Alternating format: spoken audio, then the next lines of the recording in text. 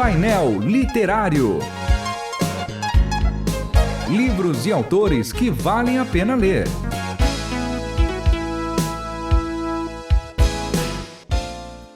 Sejam bem-vindos mais uma vez ao Painel Literário. Eu sou o João Paulo Gouveia.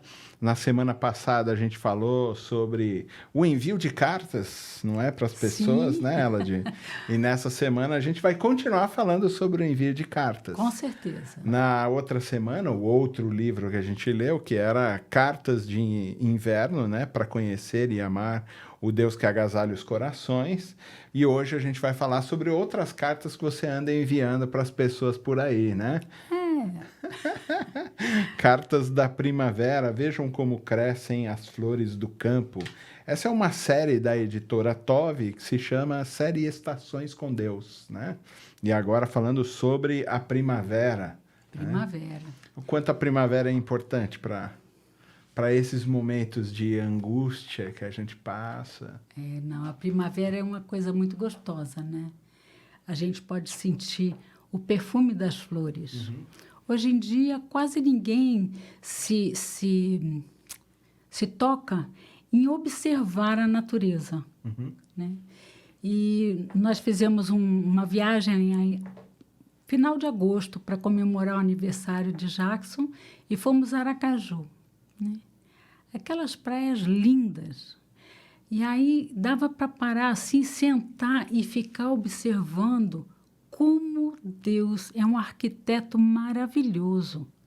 Ele faz coisas estrondosas aos nossos olhos e passa batido pela maioria dos habitantes da Terra, né? E nesse dia, nós fomos ao mercado municipal e lá tem várias coisas, né? Mas tinha uma florzinha, coisa mais linda. Eu nunca tinha visto aquela flor. E eu perguntei, que flor é essa? É a rosa do deserto. Aí eu disse, olha, se eu morasse aqui eu ia levar, mas não dá para levar no avião, cheio de mala, vai acabar estragando a florzinha. Mas foi assim, uma alegria perceber que a gente não consegue deter toda a maravilha do Senhor, né? Não tem como, né? Não tem como. E, de repente, no mercado, onde tem muito artesanato, tinha essa única florzinha brotando de um caule. Tinha um palmo de altura, mas era linda demais. E o perfume, uma coisa assim fora de série. Eu fiquei pensando, Jesus devia ter conhecido essa rosa aí. Ele que fez. Ele que fez, né? Agora, pensando assim na questão das emoções nossas, né? Das dores que a gente carrega no coração. Essas dores, a realidade da vida, a dureza da vida, é isso que entorpece o nosso olhar e faz com que a gente não consiga ver a beleza da criação? Eu creio que sim. Né? Acaba embotando, né? A gente começa a olhar para o próprio umbigo e muitas vezes a gente está com o nariz numa árvore, porque está tão entretido ali comigo mesmo, coitadinho de mim, né? Eu passei por isso.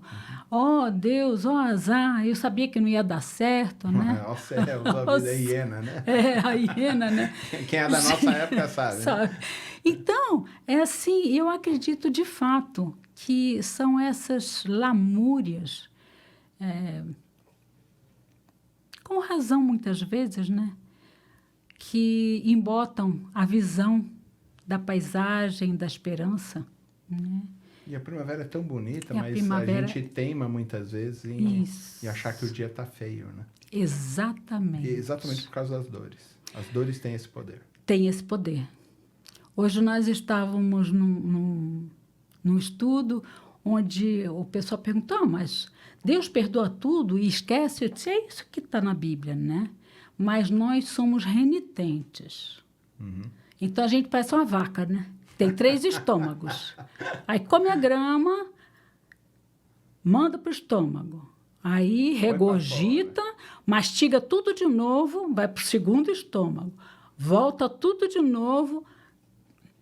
mastiga tudo de novo, e aí vai... E é capaz da gente ter assim, uns 10 estômagos, né? Porque a vaca só tem 3. Mas a gente fica com aquela bola de ferro atada no tornozelo. Exato. A gente consegue andar 50 metros arrastando aquela bola e, de repente, a perna não vai mais, porque se tornou muito pesado.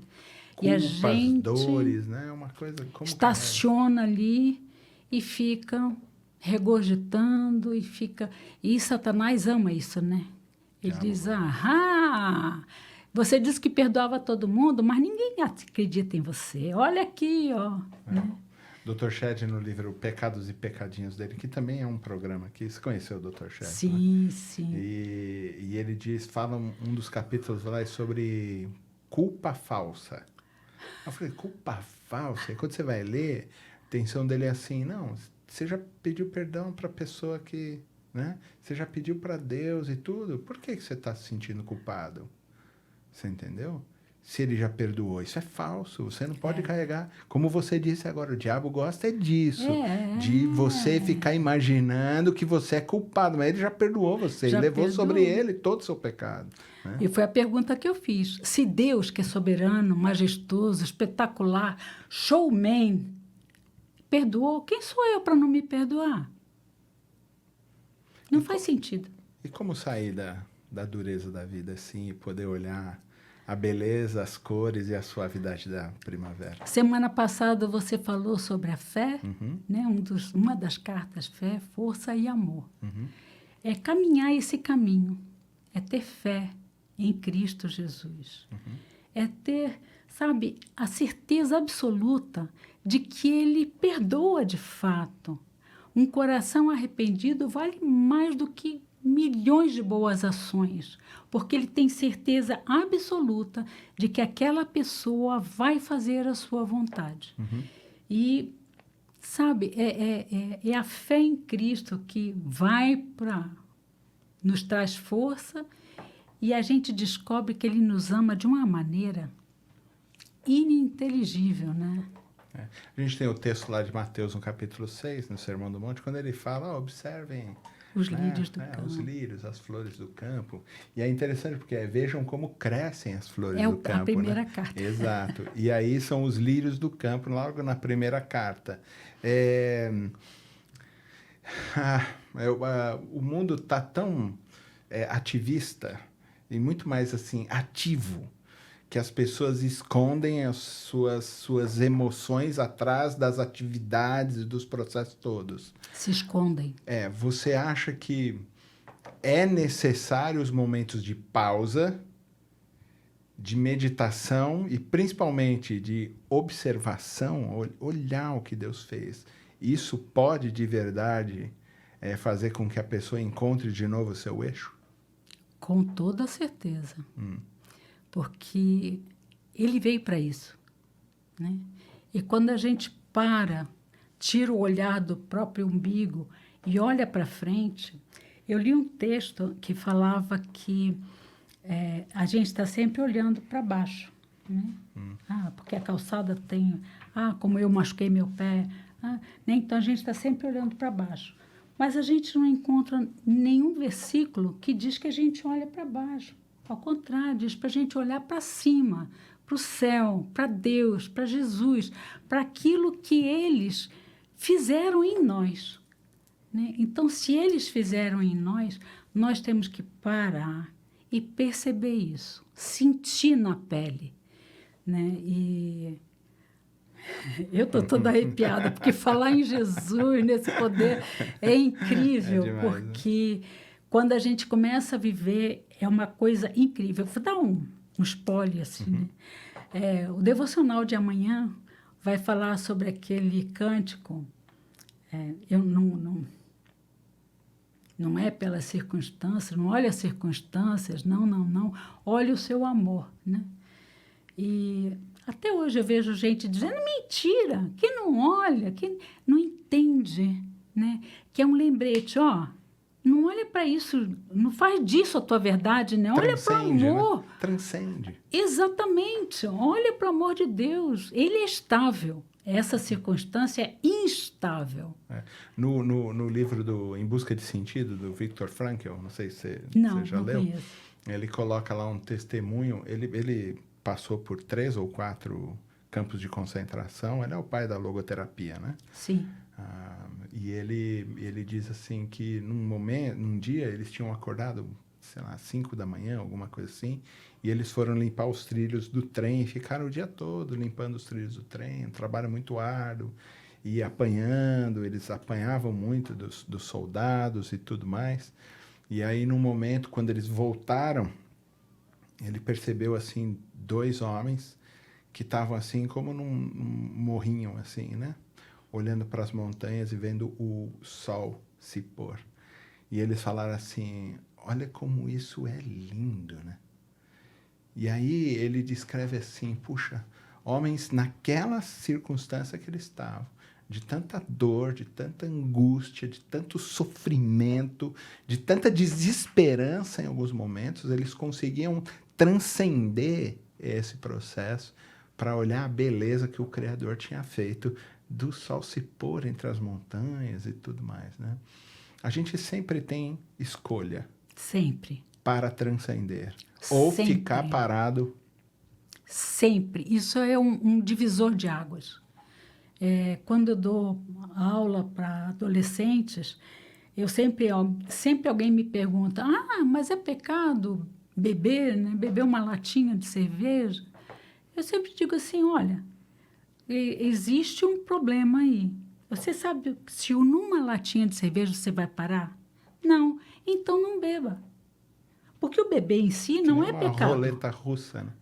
O pecado é você beber muito, ficar bêbado, dar vexame, e todo mundo vai dizer, aquele lá estava na igreja. Olha lá o Cristinho lá.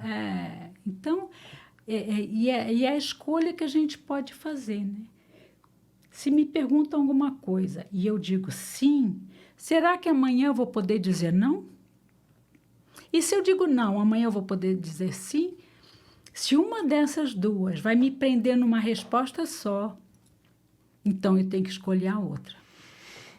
Então, para a gente terminar, vou pegar um dos títulos desse seu livro sobre cartas para a primavera. A única maneira de transcender as dores, as angústias que a vida propõe para a gente é entender que a fé é indispensável. Certamente. Certamente. Hoje eu recebi uma mensagem de uma amiga, muito amiga minha, ela foi embora para Portugal, e a filha dela teve vários deslizes, vários problemas. Por fim, né, tá vivendo com um homem, e o homem é muito honrado e tal, e ela engravidou. E o neném nasceu hoje, né? Então, ela dizendo que aquela criança era a esperança que Deus colocou naquela família para aprender como Deus é maravilhoso, como Deus faz as coisas lindas, né? E que nós precisamos aprender que esse, de fato, é a transcendência, né? Deus fala com a gente precisa limpar os ouvidos para ouvi-lo, né? Muito bem, falei aqui com Ela de Fonteles, que escreveu Cartas para a Primavera. Vejam como crescem as flores do campo, publicado pela editora Tove. Ela de, mais uma vez, muito obrigado por sua presença aqui na Rádio Transmundial. Foi uma honra. A honra é nossa. Você ouviu Painel Literário. Produção e apresentação, João Paulo Gouveia. Realização Transmundial.